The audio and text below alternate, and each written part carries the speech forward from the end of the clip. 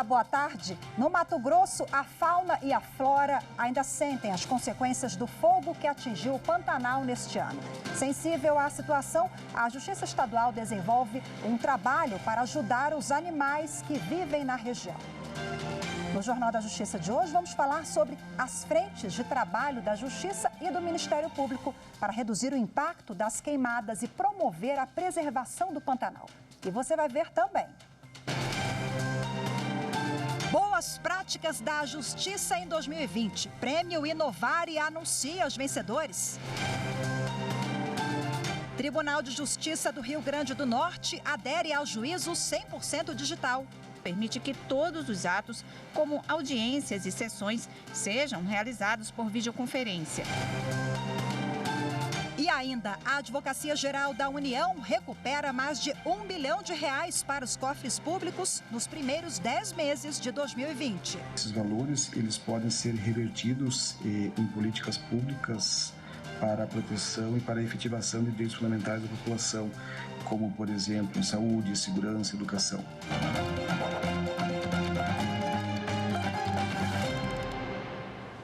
A adesão ao sistema eletrônico do Conselho Nacional de Justiça, o juízo 100% digital, avança entre os tribunais de justiça do país. Agora, o TJ do Rio Grande do Norte também passa a realizar todos os atos processuais pela internet. A Resolução 345 do Conselho Nacional de Justiça uniformizou os atendimentos online pela Justiça do país. Por causa da pandemia, o atendimento sem a presença física nos fóruns passou a ser essencial. Por isso, o juízo 100% digital permite que todos os atos, como audiências e sessões, sejam realizados por videoconferência. Nesta terça-feira, o Tribunal de Justiça do Rio Grande do Norte assinou o termo de cooperação técnica com o Conselho Nacional de Justiça. As audiências realizadas por videoconferência são gravadas em áudio e vídeo, inseridas no processo e têm valor jurídico equivalente às presenciais, asseguradas a publicidade dos atos praticados e as prerrogativas processuais de advogados e partes. Além do Tribunal Potiguar, outros 9 tribunais de justiça, um Tribunal Regional do Trabalho e um Regional Federal também já estão atendendo pelo juízo 100% digital. Nessa lista de tribunais que formalizaram a adesão ao sistema, recentemente também estão os tribunais de justiça de Pernambuco e Regional Federal da 5ª Região, que atende a população dos estados de Alagoas, Ceará, Paraíba, Pernambuco, Rio Grande do Norte e Sergipe. O objetivo do juízo 100% digital é ampliar o acesso à justiça de forma mais rápida, segura e eficiente. E hoje tem julgamentos nas turmas do Supremo Tribunal Federal. Os ministros da primeira turma devem julgar o pedido de prisão domiciliar de um indígena condenado por tráfico de drogas, tortura, dano e resistência à prisão. A defesa alega que ele é idoso, diabético, hipertenso e portador de doenças crônicas degenerativas. Menciona ainda a pandemia da Covid-19 para reforçar a necessidade de soltura dele. Bom, já na segunda turma constam 5 processos na pauta. Entre eles está a conclusão do julgamento do recurso em que se busca afastar entendimento do Tribunal Regional do Trabalho Mineiro, que condenou a Companhia de Energia de Minas Gerais a pagar verbas rescisórias de terceirizados. E aqui no Distrito Federal, deputados distritais querem que o Supremo Tribunal Federal suspenda o leilão da SEB, a Companhia Energética de Brasília, SEB Distribuição, leilão marcado para a próxima sexta-feira. Eles alegam que a venda seria ilegal. A reclamação com pedido de liminar foi ajuizada por 5 deputados distritais contra a alienação da SEB Distribuição, subsidiária da Companhia Energética de Brasília. Os parlamentares alegam que a subsidiária é responsável por 96% da receita da estatal e que, caso a venda seja concretizada, a SEB praticamente deixaria de existir. Com isso, a empresa pública acabaria sendo privatizada sem a autorização da Câmara Distrital. Segundo a reclamação, o negócio ainda desrespeitaria o entendimento do Supremo Tribunal Federal sobre a necessidade de autorização legislativa e licitação para alienação de empresa pública e de sociedade de economia mista. Além disso, a Lei Orgânica do Distrito Federal define que a privatização depende da aprovação de 2/3 dos membros da Câmara Legislativa do DF. Para os parlamentares, a venda seria, então, ilegal. A decisão sobre a suspensão do leilão será do ministro Nunes Marques. O Tribunal Regional Federal da Primeira Região garantiu a um trabalhador o direito de converter a aposentadoria por tempo de serviço em aposentadoria especial mais vantajosa. Ele comprovou que, ao longo da carreira, esteve exposto a condições insalubres. Em novembro de 2019, foi aprovada a reforma da Previdência. Um dos benefícios que mais sofreu alterações foi a aposentadoria especial. De acordo com a Emenda Constitucional 103, para conseguir o benefício, além de ter trabalhado em áreas prejudiciais à saúde, o segurado tem que alcançar uma idade mínima. Está no artigo 19. O segurado deve comprovar a exposição a agentes químicos, físicos e biológicos durante 15, 20 ou 25 anos, dependendo da regulamentação trabalhista do setor onde prestou serviço, ao mesmo tempo em que atinge 55, 58 ou 60 anos de idade. E para garantir o direito à aposentadoria especial, um trabalhador entrou com uma ação na Justiça Federal.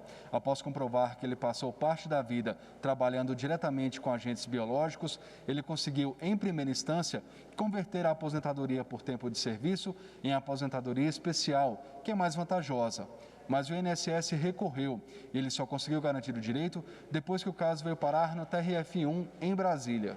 A desembargadora federal Gilda Singmaringa Seixas, relatora da ação, destacou em seu voto que para a concessão da aposentadoria especial não é exigido que o empregado fique exposto a condições insalubres em todas as situações de trabalho. Basta que no desempenho de suas atividades sujeite-se ao agente nocivo em período razoável da prestação de serviços. Seguindo o entendimento da relatora, a primeira turma do TRF1 decidiu que o segurado faz jus à alteração do benefício. O Superior Tribunal de Justiça decidiu que penhora de bem de família para ressarcimento de crime exige condenação definitiva em ação penal. A terceira turma entendeu que quando há execução de sentença penal que condena o réu a ressarcimento, indenização ou perdimento de bens, a penhora do bem de família só é possível em caso de condenação definitiva na esfera criminal. Para o colegiado, não se admite interpretação extensiva dessa previsão legal. A decisão teve origem em ação indenizatória ajuizada por uma sociedade esportiva e recreativa contra um antigo gestor. O objetivo era a reparação de prejuízos imputados ao ex-dirigente. Em primeiro grau, o réu foi condenado a pagar R$10 mil em razão da venda de veículo da sociedade e pouco mais de 21 mil de indenização, além dos honorários advocatícios. A decisão foi mantida pelo Tribunal de Justiça de São Paulo e, na fase de cumprimento de sentença, o juiz determinou a penhora de um imóvel do ex-gestor. O homem alegou que o imóvel era o seu único bem e local da residência dele, mas no julgamento da impugnação, a penhora foi mantida. O TJ de São Paulo negou o recurso porque, embora tivesse sido decretada a prescrição no processo penal relacionado ao mesmo caso, os elementos do crime permaneciam íntegros e a situação caberia na exceção prevista na Lei 8.009, que permite a penhora do bem em sentença penal condenatória. Com isso, o ex-gestor recorreu ao STJ. A relatora, ministra Nancy Andrighi, ressaltou que, embora o TJ tenha aplicado a exceção à impenhorabilidade com base em fortes elementos presentes no processo, não há como desconsiderar o fato de que não existe nenhuma condenação penal contra o ex-gestor. Por isso, não foi correta a aplicação do dispositivo legal pelo Tribunal de Origem. E você vai ver a seguir, Tribunal de Justiça do Mato Grosso promove campanha de arrecadação de alimentos para animais atingidos pelas queimadas no Pantanal. Eu volto já já.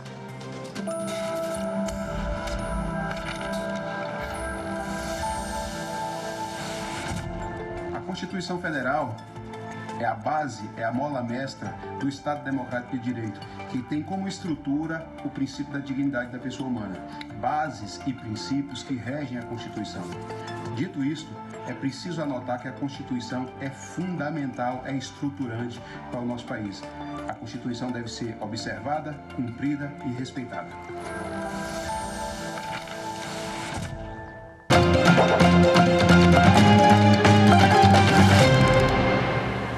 O fogo que atingiu o Pantanal este ano prejudicou muito e trouxe danos seríssimos à flora e à fauna da região. O Poder Judiciário de Mato Grosso, sensível à causa, se mobilizou para arrecadar alimentos que serão enviados aos animais que habitam o Pantanal. Sabe aquele fogo todo que destruiu o Pantanal este ano? Pois é, as consequências dele ainda afetam os animais, já que a natureza ainda não teve tempo de se recompor e gerar frutos. Por isso, o Poder Judiciário de Mato Grosso está arrecadando alimentos para a ONG de voluntários É o Bicho, que realiza triagem e distribuição destes alimentos para a fauna pantaneira. Nesse momento que nós estamos vivendo, nós estamos salvando a carga genética do Pantanal. Por quê? Porque assim que o fogo passou, só sobrou cinza. E aí a gente tem o que a gente chama de fome cinzenta. Essa fome cinzenta significa que o animal ele vai andar, vai ter acabado o fogo, mas não tem comida. Então, nesse momento, o que nós estamos possibilitando é que o animal se mantenha vivo até que a própria natureza se recomponha. Depois de recebidas as doações no Fórum de Cuiabá e Várzea Grande e aqui, na sede do Tribunal de Justiça, os alimentos serão armazenados aqui, nesta câmara fria da cooperativa Corimbatá, onde passam por um processo de triagem com voluntários que irão posteriormente distribuir para animais em pontos do Pantanal. Tem previsão constitucional que o poder público, é dever do poder público preservar a nossa espécie, a nossa fauna, nossa flora, nosso meio ambiente. E segundo, porque as chuvas que chegaram no Pantanal não foram suficientes para produzir os frutos que os animais precisam se alimentar. Então, isso justifica o porquê o Tribunal de Justiça aderiu a essa campanha. O voluntarismo, na verdade, é simplesmente pela doação de fazer o bem, né, a esses animais, de proteger realmente o que é nosso, o nosso Pantanal, o nosso meio ambiente, a nossa natureza, a nossa fauna. Toda parceria é importante. Essa parceria com o Tribunal de Justiça, ela nos trouxe uma visibilidade e uma credibilidade muito grande. Isso é importante. Bom, e para falar mais sobre a questão ambiental, eu converso agora com o promotor de Justiça do Núcleo Ambiental do Ministério Público do Mato Grosso do Sul, Dr. Luciano Furtado Loubé. Muito obrigada, seja bem-vindo, promotor. Boa tarde para o senhor. Boa tarde. A primeira pergunta, eu quero que o senhor explique para a gente como tem sido a atuação do Ministério Público para identificar a origem do fogo e vocês já têm alguma resposta sobre essa questão? Então, em relação a essas medidas, nós temos medidas como essa que foram apresentadas, que são aquelas emergenciais, que é o combate ao incêndio de imediato, a questão dos animais, a questão de estruturação dos órgãos, fornecimento, inclusive o Ministério Público do Mato Grosso do Sul forneceu material no Corpo de Bombeiros, para os brigadistas, através de doações para esse combate ao fogo. Mas agora a nossa ideia é trabalhar na questão estruturante, com duas linhas especialmente. Uma primeira, investigando as causas do incêndio esse ano. Diferentemente de outras regiões, onde fica mais claro que as causas são propositais e para fins de limpeza de pastagem, no Pantanal isso não está tão claro.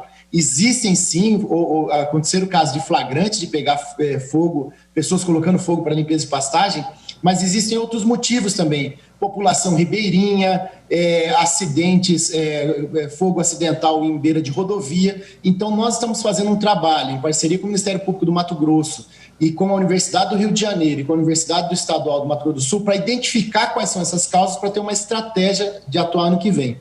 E também, com base nessas imagens de satélite, o nosso objetivo é desenvolver um programa, um aplicativo de prevenção a essa situação, identificando quais são os possíveis locais de incêndio mais prováveis para que a gente possa trabalhar de uma forma preventiva, reduzindo essa biomassa que pode pegar fogo. A parceria entre todos os atores envolvidos é fundamental, né, promotor, para a gente avançar nessa matéria e conseguir identificar. Bom, qual é o principal gargalo, a dificuldade para a responsabilização penal? Na questão da responsabilização penal, a grande dificuldade é que a legislação determina que o Ministério Público e os órgãos ambientais comprovem quem colocou o fogo. Porque para a gente é muito fácil identificar por satélite onde o fogo começou e quais são as propriedades. Isso nós temos fácil de levantar. A grande discussão penal é como que eu consigo comprovar quem colocou, quem iniciou aquele fogo. Mas eu acho que esse é o menor problema nosso. O objetivo maior tem que ser um trabalho preventivo para o ano que vem. E esse trabalho preventivo passa, então, por estruturação dos órgãos, por contratação de brigadistas, por estruturação do poder público, orçamento e também, especialmente, essas medidas tecnológicas. Porque se a gente identificar quais são as possíveis causas do fogo, são proprietários que estão colocando fogo para limpeza de pastagem, são ribeirinhos que colocaram fogo por algum motivo, para, por exemplo, catar isca, como já tivemos casos aqui. Então, esse é o primeiro ponto, que a partir daí temos estratégia para atuar. E o segundo ponto é redução da biomassa de forma preventiva, porque o grande problema do incêndio do Pantanal esse ano, que foi dito, primeiro, a extrema seca, segundo, a biomassa acumulada. Para que vocês tenham uma ideia, um dos professores que estão nos apoiando apontou que a maioria, ou boa parte dos incêndios aconteceram em lagoas que secaram e que todo ano enchiam e aquele ano não encheu. Então, aquele material acumulado de algas, de plantas aquáticas ali que secaram, pegou fogo muito forte. Então, nosso objetivo, em parceria com essas instituições, é desenvolver esse sistema para que a gente possa dizer, bom, onde é um grande risco para que o ano que vem possa pegar fogo, para que a gente trabalhe em parceria com o governo e com os proprietários rurais para a redução dessa biomassa, seja através de acero, seja através até uma questão que é um tabu, mas que as pessoas às vezes não sabem, através da queima controlada. A legislação permite sim que se faça uma queima controlada para a criação de aceros, para a redução da biomassa, isso com um acompanhamento técnico e na época correta, não na época de extrema seca, mas anterior para a redução desses riscos de incêndio. E de que forma os incêndios eles afetaram as comunidades tradicionais, as áreas indígenas e como o Ministério Público tem atuado? Então, nós temos aqui um levantamento, só no Pantanal como um todo foi queimado 4 milhões e 500 mil hectares, quase 4 milhões e 490 mil. No Mato Grosso do Sul foram 722 propriedades privadas atingidas, 12 unidades de conservação. Nas propriedades privadas, 1 milhão e 400 mil hectares. Nas unidades de conservação, 740 mil. E nas terras indígenas, 143 mil. Então, toda essa população foi afetada, os proprietários rurais, as populações ribeirinhas. Teve caso que foi necessário remoção. E também, um outro aspecto que as pessoas às vezes não se ligam, nós temos cidades no Pantanal, como Corumbá, e que ficaram com a questão de fumaça, péssima qualidade do ar, ainda mais em tempos de pandemia respiratória, como é o coronavírus, essa situação pode agravar muito. Então, é necessário uma atuação e ressalto novamente, a atuação, na nossa visão, tem que ser estrutural e preventiva. Depois que o fogo aconteceu, é muito difícil a gente atuar. Então, o ideal é que o Estado se prepare, que o poder público se prepare para esse tipo de situação. Bom, o Pantanal não é só Mato Grosso do Sul, né? O senso comum a gente associa essas regiões, mas a gente tem que falar também Bolívia, Paraguai. O senhor acha que esse debate deve envolver outros países?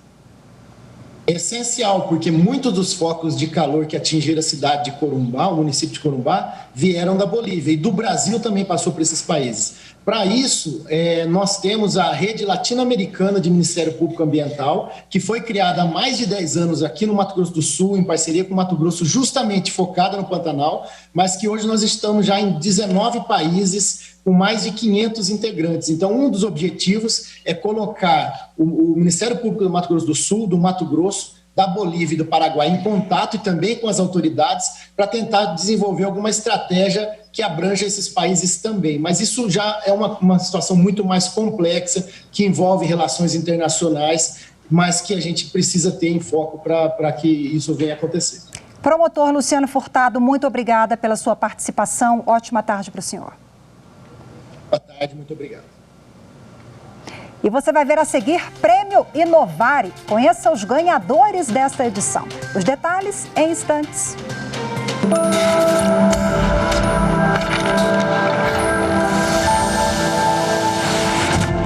A Constituição Federal Brasileira ela é o alicerce de toda a estrutura econômica, social, política e jurídica brasileira.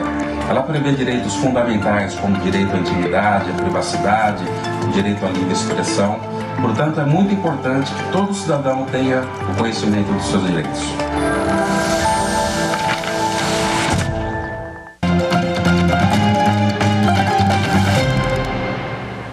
Foram anunciados agora há pouco os 6 vencedores da 17ª edição do Prêmio Inovare. A premiação destaca as boas práticas da área jurídica e quem acompanhou a premiação e traz agora as informações ao vivo para a gente é a nossa repórter Carolina Chaves. Olá, Carol, muito boa tarde para você. Olá, Rafaela, boa tarde para você também, boa tarde a todos. Olha, em razão da pandemia, a cerimônia de premiação do Inovare este ano foi online, transmitida pelas redes sociais e também no canal do Inovare no YouTube. Hoje foram conhecidos os vencedores das 6 categorias. Na categoria Tribunal, a vencedora foi a prática Dia do Encontro, do Tribunal de Justiça do Rio Grande do Sul, que promove encontros de crianças e adolescentes em adoção com pretendentes habilitados. Na categoria Juiz, Rafaela, o vencedor foi Transação Tributária de Blumenau, Santa Catarina, que realiza audiências de conciliação entre contribuintes e o fisco. Já na categoria Ministério Público, a vencedora foi a prática Comissão de Alimentos Tradicionais dos Povos do Amazonas. Na categoria Defensoria Pública, venceu a prática Garantias Pré-Processuais e Processuais dos detidos em flagrantes no âmbito da Delegacia de Polícia. Na categoria Advocacia, o vencedor foi o Sistema da Advocacia Geral da União, que usa inteligência artificial para ajudar a atuação dos advogados públicos na tramitação dos processos. Na prática Justiça e Cidadania, a vencedora desta edição foi a campanha Ceará Sem Racismo, que promove ações de combate ao preconceito no Estado. E na nova categoria inserida nesta edição, CNJ Gestão Judiciária, o vencedor foi o Sistema BI e Correção do Tribunal Regional do Trabalho da 5ª Região em Salvador. E o destaque, Rafaela, desta edição foi a prática Eixo Direito à Segurança e Acesso à Justiça da ONG Redes da Maré do Rio de Janeiro. Toda a cobertura da premiação vai acompanhar na programação da TV Justiça. Rafaela. Obrigada, informação quentinha que a Carol trouxe agora, o resultado saiu há poucos minutos. Carol, boa tarde, mais uma vez, obrigada. E a Advocacia Geral da União recuperou mais de R$1 bilhão para os cofres públicos nos primeiros 10 meses de 2020. O valor arrecadado pela Procuradoria-Geral da União, por meio de cobranças judiciais e de acordos, é quase o dobro do recuperado em todo o ano passado.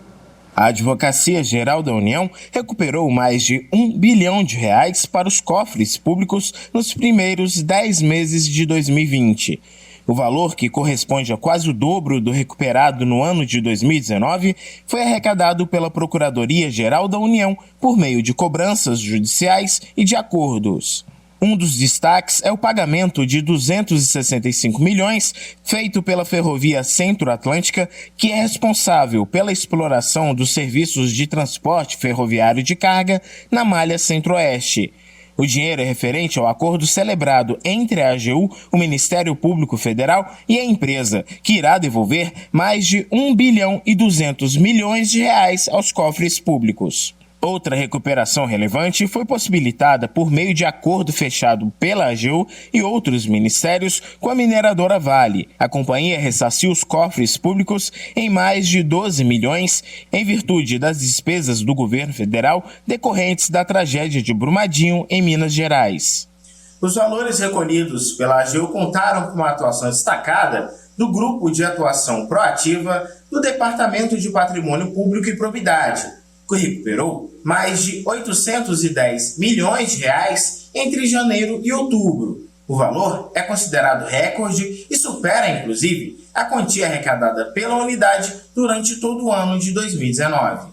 Parte significativa do montante, cerca de 460 milhões, é decorrente da atuação coordenada entre a Advocacia Geral, a Procuradoria-Geral do Estado do Rio de Janeiro e o Ministério Público Federal, que permitiu o recebimento de recursos depositados ou bloqueados pela Justiça no âmbito da Operação Lava Jato. Esse trabalho de recuperação de ativos tem uma importância ímpar para a sociedade brasileira e para a população como um todo, justamente porque esses valores eles podem ser revertidos em políticas públicas para a proteção e para a efetivação de direitos fundamentais da população, como, por exemplo, em saúde, segurança, educação. A Caixa Econômica Federal em Uberlândia, Minas Gerais, recebeu do Ministério Público Federal uma recomendação para não aprovar o financiamento de construções de imóveis próximos a estações de esgoto. As informações com Márcio Fontinelli. No documento enviado à Superintendência da Caixa Econômica em Minas, o Ministério Público Federal apresentou uma portaria publicada pelo Ministério das Cidades que determina que as construções relacionadas ao programa Minha Casa Minha Vida sejam feitas pelo menos a 250 metros de distância de esgotos e estações de tratamento. Mas para o MPF, essa norma deve ser aplicada a qualquer empreendimento imobiliário. Sendo assim, recomendou que o banco não aprove nenhum financiamento para construções que não respeitem o distanciamento mínimo. A Caixa tem 10 dias para responder se vai ou não acatar a recomendação. Os servidores interessados em participar do webinário Produção de Provas Digitais na Justiça do Trabalho têm até hoje, às 6 horas da tarde, para fazerem a inscrição no site do Conselho Superior da Justiça do Trabalho. O evento, organizado pelo CSJT, por meio do Centro de Educação Corporativa da Justiça do Trabalho, vai ocorrer telepresencialmente pelo YouTube. O formulário de inscrição está disponível no site csjt.jus.br, é esse que aparece aí na sua tela. Hoje ficamos por aqui, ótima tarde para você, muito obrigada pela sua companhia e até amanhã.